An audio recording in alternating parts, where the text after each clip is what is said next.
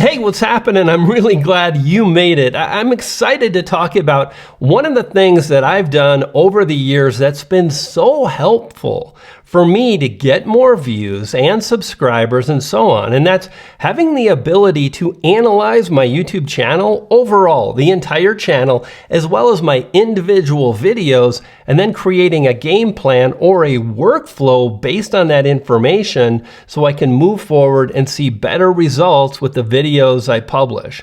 That's what I thought I'd talk about today, really the steps I've taken and why I'm really excited about this particular video, especially for those of you that are in the closing crew, my regular viewers, is that it's allowed me to make these subtle changes and see the results that I'm after. It's really hard to do, but this workflow, the step-by-step process has worked for me, and maybe it'll work for you. So closing crew, good to see you. If you're new to my channel, welcome. I'd just like to say hello. My name is Brian, and I am so glad that you made it. So let's jump in and let's talk a little bit about some of the steps that I take to make this happen. As I look down for my notepad here, taking notes really is going to be powerful. And this is a video that's going to be very in-depth. It's going to be dense. There's going to be a lot of information, and it probably won't, appeal to a mass audience, but it's not supposed to. This is for those that are truly dedicated. So I want to encourage you to take notes, to hit the like button, to save this video, to return to it now and then, because the idea is that I'm going to go over about 18 to 20 items. And the more you can actually do these things month by month as you course forward with your YouTube channel, I think the more likely you'll really be excited about what you see in the videos you publish and the views that happen based on that. So let's jump in with number one. It's really a simple idea, and it begins with just a little game that I play with myself. I call it like the video ranking game, and it's only based on my channel. One of the things that I strive to do is make it easier for me mentally. And this is a constant battle, but this has really helped. I use YouTube Studio, logging in and then checking on my latest video performance.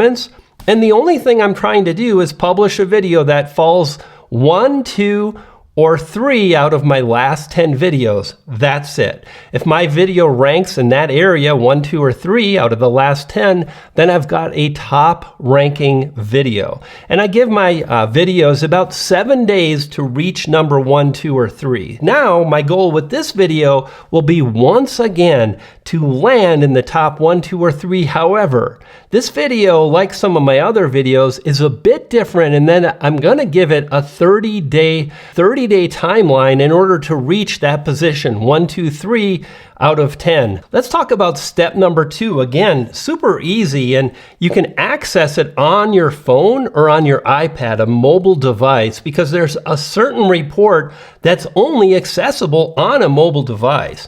We want to pay attention to our results, our analytical data in the first 24 hours. This is super helpful because typically like CTR is higher in the first hour than it is on hour 24. So by looking at the first 24 hours, we get a good indication of how our video is performing. For example, this is a video I published at the end of the year. YouTube is not in easy mode. Bam, 3 of 10, fantastic. Now, if you want to get more views, I tend to focus on these analytics as well as that 24-hour report.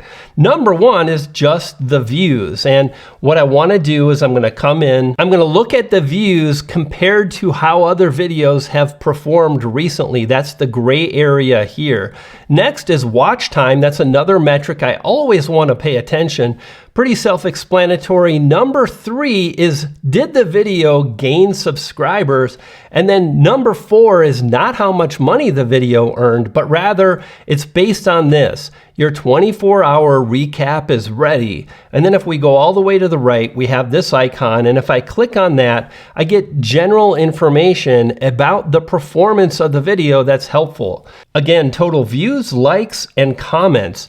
These are all great things because they're engagement on your video. The viewer that clicks like is the viewer that's more likely to get your video recommended when you release your next video. Super powerful. And then we have the view performance. Here it was about the same as usual, and that's it. However, a lot of times if viewers watched longer than average, it'll say. If they clicked more often, you'll see that as well. It's based on a number of these metrics we'll talk about as we move forward. And then item number 3, this is interesting because we're going to focus on a few more analytics that are super important, and furthermore, they're accessible literally on the homepage of YouTube Studio. If I click YouTube Studio and I look at my latest video performance, I see currently this video is 2 out of 10. It's bouncing between number 1 out of 10 and 2 out of 10, so it's doing great. I've got all green check marks. This is another thing I always strive to hit. And then most importantly is not the views, but rather the impression click-through rate, 4.8%, just barely a little bit higher. But I gotta tell you, when you have pretty okay average view duration, which is the next metric we wanna focus on, and good CTR, that's really helpful.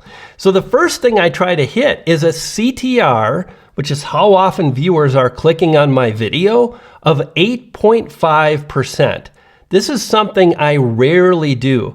In the last 4 months, I've probably published 100 videos, which is insane. I'm talking long form videos. One of them did actually hit around 8.5%. Wouldn't you know it, that video did exceptionally well, driving close to 20,000 views on a channel that when I was uploading, I had just been coming back to YouTube and it was pretty much dead. So that's a good win. The second thing I focus on is average view duration. These are the 2 metrics that power YouTube's success. The more you can focus on these 2 things, the more likely you can get the views as those metrics improve. And I promise you, if you truly think about these metrics and you strive to improve, you will. So on a 10-minute video, I want to keep my viewers watching for a 6-minute length, which is lofty and challenging. And again, I usually don't hit it. We'll talk about how to accomplish that as we move forward. And then the second timeline I like to think about is videos that are about 20 minutes long. And in that case, I'm trying to keep viewers watching for half of the video, a 10-minute average view duration. Now, if you're getting started and your average view duration is nowhere near that, just take your average view duration, multiply it by 3, and that's kind of a great target you want to strive to hit. There are some methods that make it possible, and we'll talk about that as we continue on. Let's do just that. Item number 4, and interestingly, this isn't so much about analyzing your channel, but really it's about analyzing your workflow. It's about analyzing what you're doing to make success happen on YouTube. Because fact of the matter is, it doesn't happen in YouTube Studio. It's not based on how you upload your video. It's really based on what we do, how we create our videos, and how often we create our videos. And I think it's really powerful to have a period in your YouTube career where you sprint, where you're striving to publish a little bit more than you probably can. And I think a great level for anybody, whether you're just getting started or you've been at it for a while, is to publish between 15 and 20 videos in a 90-day period. Is it possible? Absolutely. Is it challenging? Without question. But this method that I want to talk about can make it happen. Film indoors. You might love being outside. I do, but I don't do it that often. Why? Because it's really convenient and it's much easier for me to sit in this chair where I know the backdrop, the lighting, the microphone placement, how I color grade, how I do all the things. I understand that process because I've already done it. That makes the idea of publishing, 15 to 20 videos in 3 months a lot more doable, especially if I let go of complex or fancy editing and so on. Instead of making 3 thumbnails, I make 1. If I'm struggling with thumbnails, just create a big expression based on how you want the viewers to really feel as they see and click on your video. And again, we'll talk about that as we move forward. I think the more we can streamline and simplify our workflow, the more likely we can publish a lot of videos, which is really helpful as we continue, because then we have more videos and more data to analyze, get results back, and make better decisions moving forward. And even better, we just get better. We improve because we're doing it a lot. It's hard not to. Item number 5 is to really ensure you truly are targeting one target audience on YouTube. Sometimes I see creators and they mention words like lifestyle, or they've got a channel and they're passionate about a few things. So they kind of think, well, it's my audience and I'm doing it right. And fact of the matter is, I like to think about targeting an audience on YouTube as the audience is already there. They're already watching 5, 6, 10 channels in one specific area. I like gaming. I watch Jack Frags. I watch Level Cap, Dr. Disrespect now and then. He's pretty controversial. He's in and out of YouTube. But you see what I'm saying? This is truly a specific niche about first-person shooter games, and I'm following 3 channels. If I was passionate, I could create my own channel and create very similar videos to what they're publishing. And that's my tip for you, is to really be aware of what other creators that are targeting the same audience that you're targeting, what are they publishing, and then make your own version of that very thing. Doesn't mean you shouldn't make your own videos covering topics you're passionate about, but doing that makes it easier on the algorithm to connect your video with the perfect viewer, and you're going to get more views. And then item number 6 is to pay attention to your top performing videos. And to do this, it's really simple. Again, you can do this on mobile. I'm inside YouTube Studio now. I click on Analytics and I scroll down and I see top content over the last 28 days. If I click on this, now I can come in, I can select 90 days, which is really powerful because sometimes it takes videos a while to pick up momentum, especially when you're leveraging these strategies that I'm breaking down in this video. And in just a bit, I'm going to cover 3 view-getting strategies that I talk about and really focus on when I publish any video. I just don't find a topic and make a video. I leverage a strategy. I understand exactly the video title I'm going to create before I make the video. And then I'll work on thumbnails sometimes before, sometimes after, but having the title exactly dialed in is super powerful. So that's the thing I do. And here I can see one video that is now, it has reached the top 10 videos. And it's so exciting because this video, it's not driving many views for YouTube search, but that's one of the strategies I want to mention as we move forward. And here's what's cool. Now, when I published this video, it didn't have any good results at all. And now it's ranking for given keyword phrases and I'm picking up views. And oftentimes, as mentioned, it takes a bit of time. This is another video that when I published it, it didn't really do well at all with my viewers. But the target audience, again, that YouTube target audience, it's not the people that are clicking on my videos and have watched a few videos. It's the big group of people that are on YouTube that I want to bring to my channel. It's the people that have never found me. And this particular video, when I published it, it did okay, 5 out of 10, 8 out of 10 when I published. But today it's one of my top performing videos and it's driving as much as 300 views a day based on the strategy we'll cover.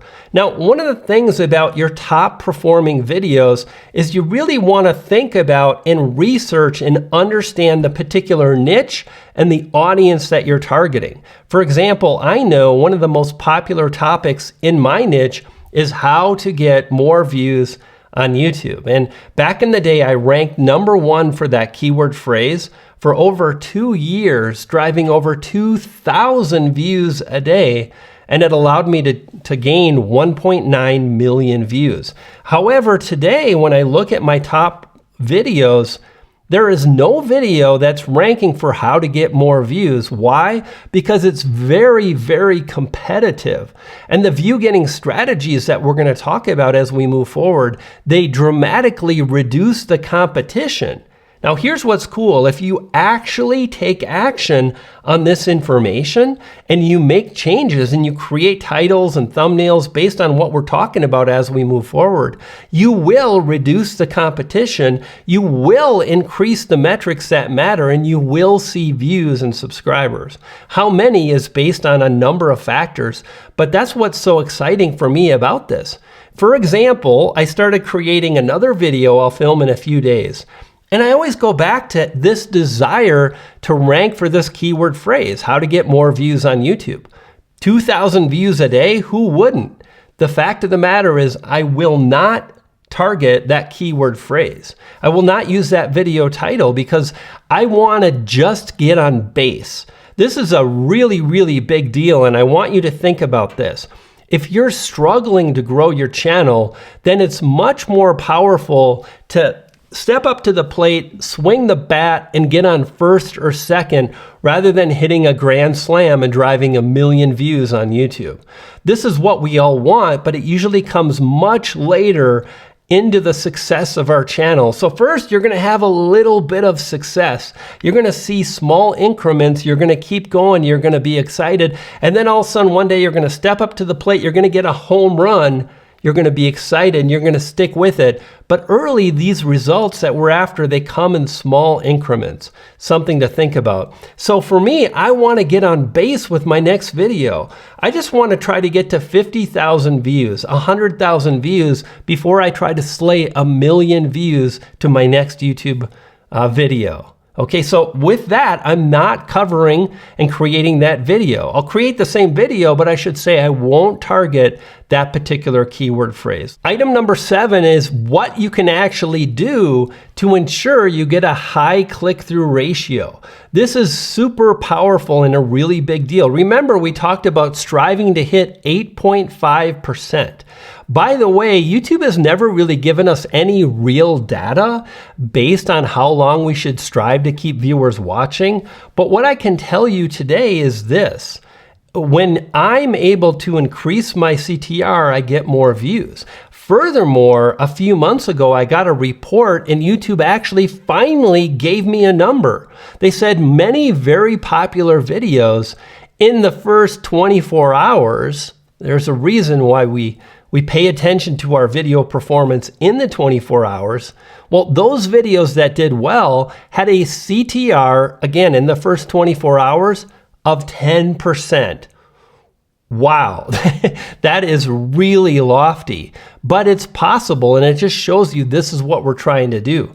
How can you make that happen? I believe it's much more powerful to focus on your video title because it makes it easier for the algorithm to find your video. For example, one of the view getting methods that I talk about over the last few months, I'm going to mention it here, is to really look inside of YouTube analytics and then trends. And we're going to talk exactly about how to do trends and so on as we course forward, okay? But here's the short version. I want to really identify maybe 10 channels that are somewhere similar to where I'm at in terms of getting views to the videos I'm publishing now. Videos and channels that are about the same size as me, and I want to pay attention to how they're performing with their videos. And even better, when I see a number of these channels covering a same topic, but none of the big channels have, like YouTube is now in easy mode. I covered that video in October, November, and my video went 1 of 10. And I was excited. I made another video, it went 3 of 10, and so on. I made another video a few days ago, and I created this video, YouTube is not in easy mode. Perfect, because a lot of people had seen this video about YouTube's in easy mode, and emotionally they're tired of it because they're struggling. This is exactly why I made the video. I felt that this is a great topic. I can talk about so many things in terms of YouTube is not in easy mode, but I can still target this video topic. I call that the trending method, right? Because we can look inside of YouTube trends, we can see what other channels that are similar size are creating, and then we can search inside of YouTube trends to see what videos show up, and then to get ideas on thumbnails and video topics and so on. It's the video topic and the big idea that triggers CTR, much more than the color of your thumbnail background. I see a lot of people talking about testing their thumbnails and saying, well, I test my background colors because that way I know exactly what I did. And I'm like, man, I've never seen any channel that I've coached change their background color of their thumbnail and get great results. Instead, when I focus on the emotional connection of the viewer, what I want them to feel, and there are 3 specific emotions that I target. One is fear. Here's an example. I created a video where I talked about how to get more views. And for fear, I created a thumbnail that said, even if you suck. So you see my face, you see the text, even if you suck, then you read the title, How to Get More Views. That video did fantastic. Here's what's interesting. I created another video, created another thumbnail test, and I used that text again, even if you suck. And you know what happened? That thumbnail and thumbnail text won again and drove significantly more watch time, which is a win. So the first thing I think about is fear. The second is desire. What is the desire of my viewing audience to win, to grow, and so on? And that's why in the first test, I targeted even if you suck. And then in the second thumbnail test, I targeted increase your views by 500%. And the results were very different. I got very different results, and it helped me truly learn about my audience. You hear, you've got to know your audience, and this is such a great way is to leverage the power of thumbnail testing as you move forward. Let's talk about item number 3. Like, which is the third emotion that I focus on? Well, I bet you already know, and you've heard curiosity. Now, when I create 3 thumbnails targeting fear, desire, and curiosity, I almost always get a different response. Why? Because they're very, very different thumbnails, really conveying different messages to my audience, and I win. So this is a very, very powerful way that you can increase your CTR, especially when you start off with great video topics that are trending right now. And then number 8 actually is thumbnail design. Doesn't mean we should ignore it. For me personally, I did. For a long time, I really ignored thumbnail design. But over the years, hey, we're all human, right? Over the last few months, I've been using Canva. I can use Canva right on my iPad, which means I'm on the couch, I'm comfortable. Does that mean you should use Canva? It doesn't matter. When we talk about tools, nobody cares. Your viewers really don't care if you use Canva or Photoshop. They don't care if you edit in Final Cut Pro or DaVinci Resolve. They just want to watch a video.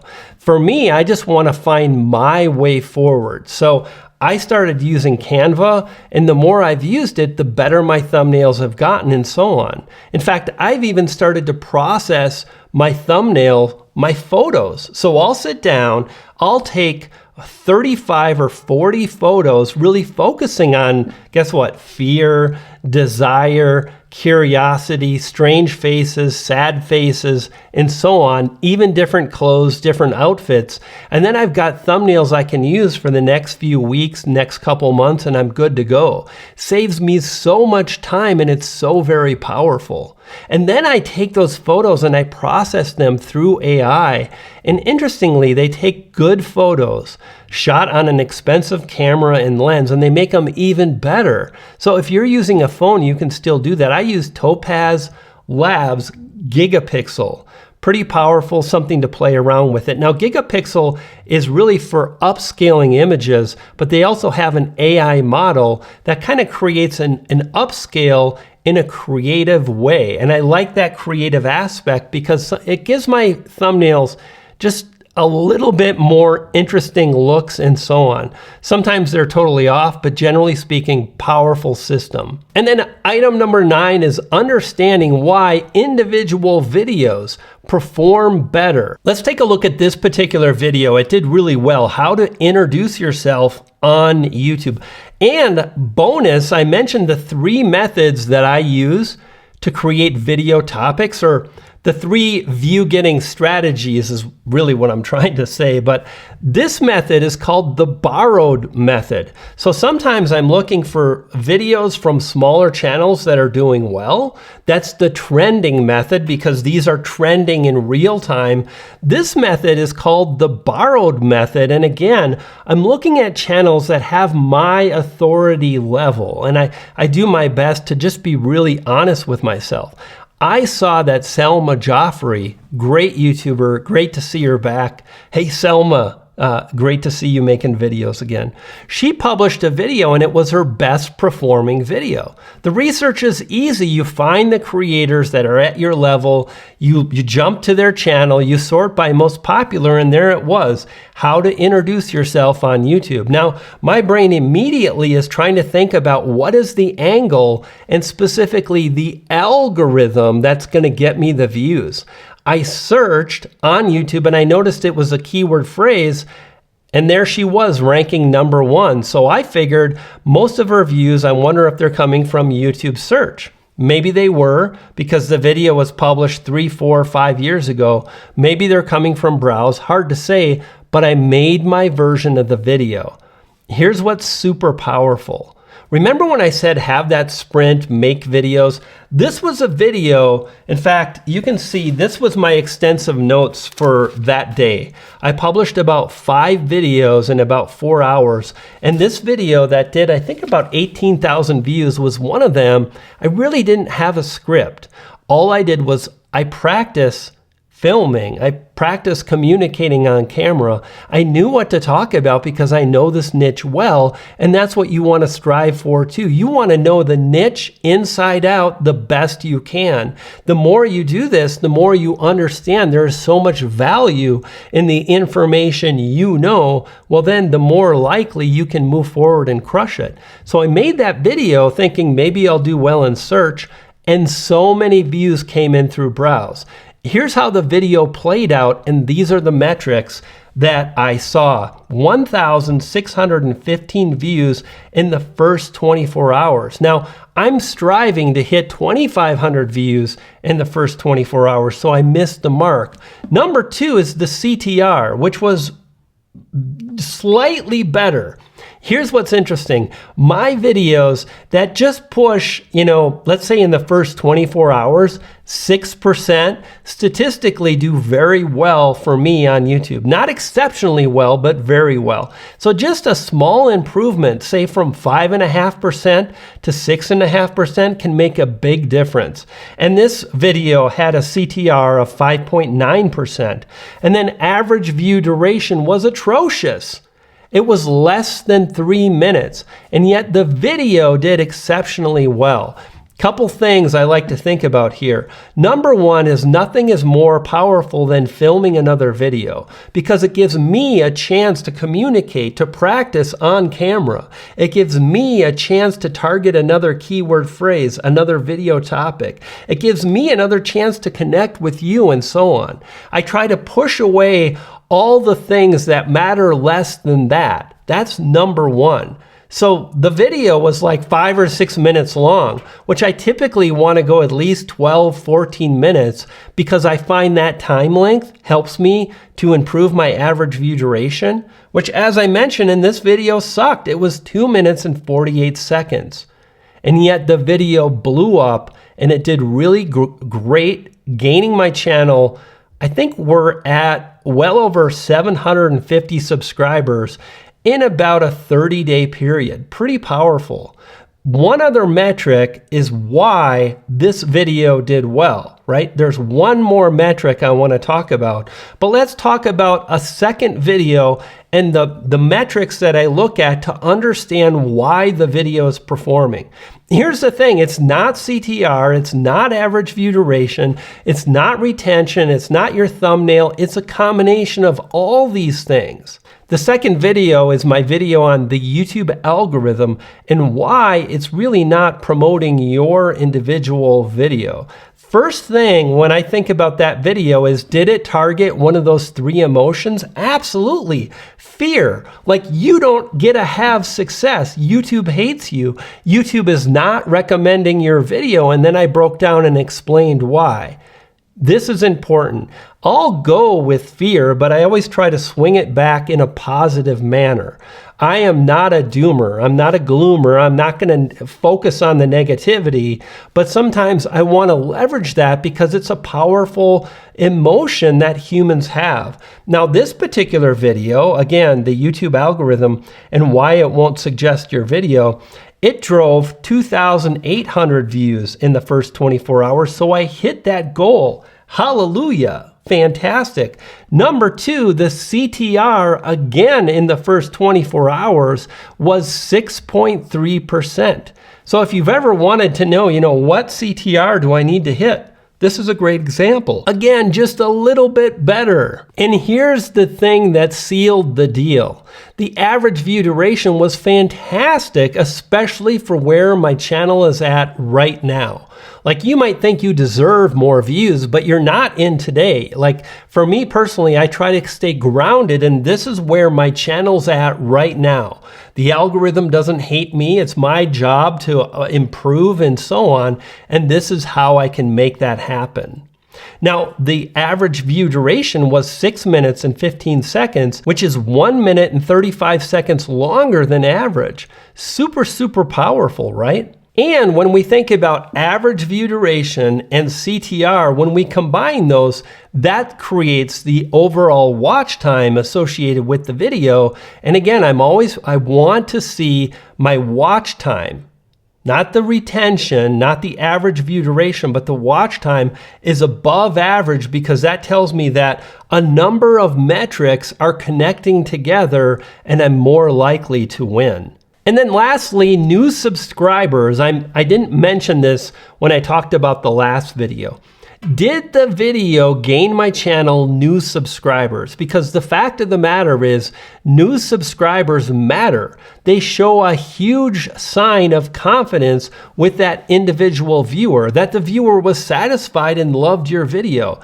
This video gained 25 new subscribers, and on day 2 and 3, the video continued to take off, and today I think, again, is it at 20,000, 25,000? It's done well for my channel, and again, I need to stay grounded on where my channel is today. Not the dreams and goals, but this is the reality of my channel. Can we improve by 20 or 25% in the next month? Man, if you were able to do that over 12 months, could you imagine where you'd be? That's my goal. Let's go back to that video, how to introduce yourself on YouTube. What was that other metric that really caused my video to take off? Well, the audience retention in the first 30 seconds. This is something that's super powerful. If you want to get more views, nothing is more powerful than keeping viewers watching in the first 30 seconds. Anything above 60% is pretty good. Anything above 65% is fantastic. This video, I don't know what it was. I actually sort of do. But who knows? I know that day I was totally on. I know that day I communicated well. I was friendly. I'm like, hey, I'm glad you made it. That's really easy to watch rather than someone that's pissed.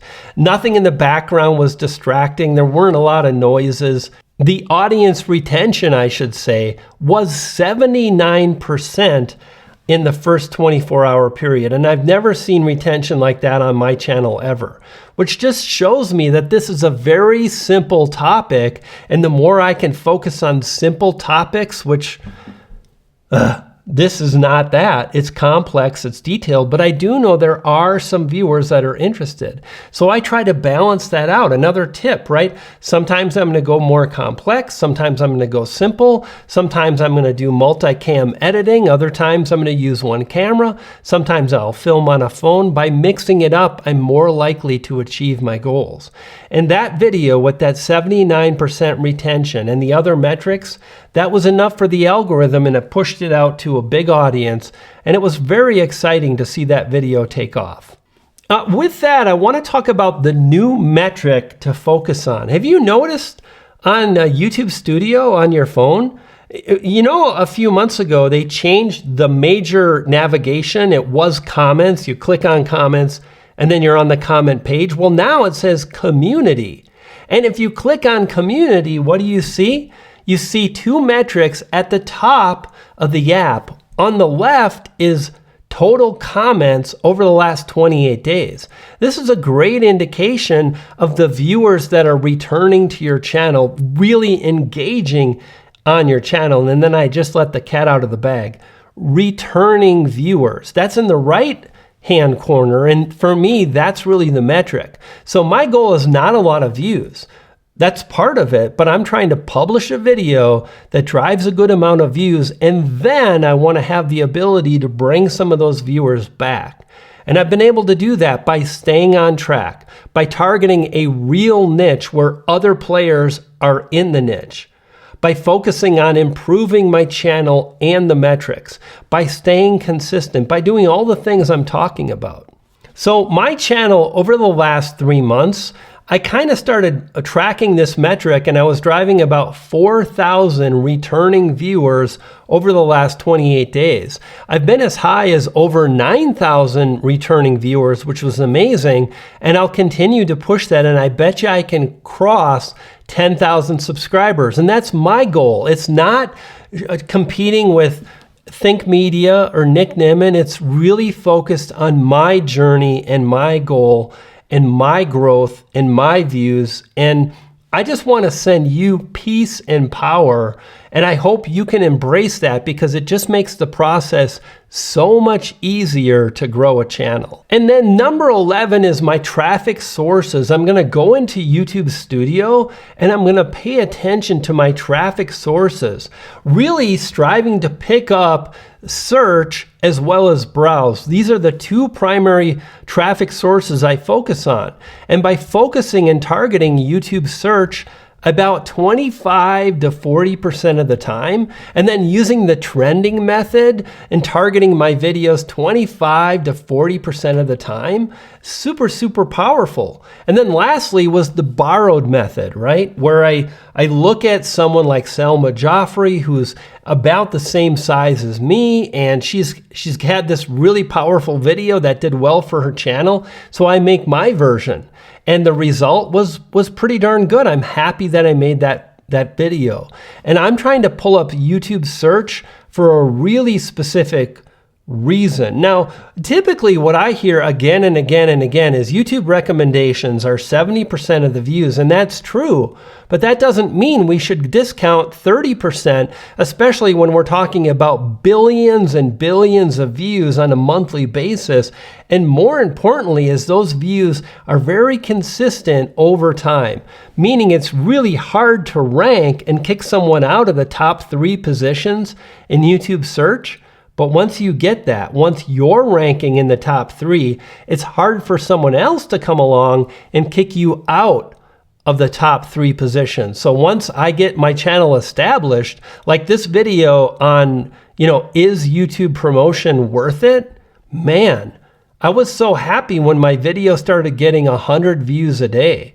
And I thought, man, wow, 100 views a day. I would be so grateful if it just keeps up over the coming weeks. And then I hit 150 and then 200 and now 300 views a day. That's literally my channel, or my video here is gaining about 1,000 more views every 4 or 5 days. Incredible. And that's the power of understanding traffic sources and striving to improve search, because it really creates views that are ongoing. And it means if I take a week off, but I've got 10 videos that are each driving 1,000 views a day, that's 10,000 views to my channel a day, even if I'm not publishing. So I see a lot of value in striving to focus on 3 traffic sources and 3 view getting methods as mentioned. Item number 12 is audience demographics. This is simple. Jump on YouTube Analytics and then audience. How old are your audience members? Are they mostly male or female, and so on? The more I've learned this, the more it's easier for me to understand who my viewers are and really connect with them as I push forward. Nothing that's too It's not at the top of the list, but it is something to be aware of. That brings me to item number 13, which is our first, it doesn't matter, and that's when to publish your videos, which is, again, if you're inside of YouTube Analytics audience, when are your viewers on YouTube? It doesn't matter. It doesn't, because when you publish videos with the CTR that I'm mentioning, when you publish videos with great audience retention and so on, you'll get the views, because here's what happens. Viewers that like your channel, they come on at 3 in the afternoon, 2 in the morning, they come on at 7 at night, and when that viewer comes on to YouTube and you published a video with great metrics, do you think YouTube's not going to show it because it's at the wrong time? Of course not. YouTube is focused on finding the best video for the viewer who just logged on to YouTube. And if they've watched a number of videos from your channel and your last video had really, really great metrics, of course they're going to show that video to that viewer. So I don't worry about when your viewers are on YouTube. Number 14 is keyword rankings. Here's what's up. The more I can focus on understanding what search terms people are using to find my channel, the more I can spot opportunity and I can pay attention to those rankings to see how my channel and how my individual viewers are doing. Do this. Go inside of Analytics and then Content, and you'll find a section that covers the keyword phrases that people are using to find your channel. Here's a powerful bonus tip. Use that information then and see how well optimized one of your video titles is for that keyword phrase. Now, my video titles are almost always exactly the keyword phrase I'm targeting. I do that intentionally to rank and search, and it's worked. It's working now. I just have another video that's popping off. I'm so excited. It's worked in the past, and it will work for you when you follow all these steps. Number 15 is to do your best to measure your channel performance in 28-day and 90-day cycles, literally seasons. This is so much more powerful than getting caught up on your last video upload, especially if you're getting started out, right? Especially if you're normal like me. I'm not Casey Neistat. I'm not Dr. Disrespect. I'm not one of these elite YouTubers that have this incredibly charismatic personality. Does that mean I can't win? No. It does mean I need to be more grounded, that it's going to take me some time, and I need to create videos my audience wants to watch. And by measuring in 28-day and 90-day cycles versus getting so hung up on my next video, I'm more likely to win. Even more important is this. Typically, YouTubers that are getting started, it takes them about 1 in 25 videos to see measurable improvements. So if you typically get 50 to 100 views to your video and you publish on a regular basis, day by day, you'll be more likely to see great results as you continue and carry on, as you publish towards maybe 25, 45 videos, because 1 or 2 of them is going to do better. I see so many creators, they publish literally 5 or maybe 10 videos in 6 months, and then they complain. But it's so unrealistic to expect a channel to do well and to succeed on YouTube in this particular manner. 17, Leverage the power of A/B testing. Again, remember what we're doing is we want to say yes to each individual item I've covered. Now, I've already talked about thumbnail testing, but I want to encourage you to actually do it and do it in the way that I'm sharing because it's worked for me, and just see what happens. You know what I mean? Now, the more you do these things, the more likely you'll be able to grow your channel and succeed. Now, there's one more thing, and that's this video on the screen now, covering how to get views and the YouTube algorithm. Check out that video, and there I'll share how to really leverage a strategy that will help you to move forward and make it happen. You dig?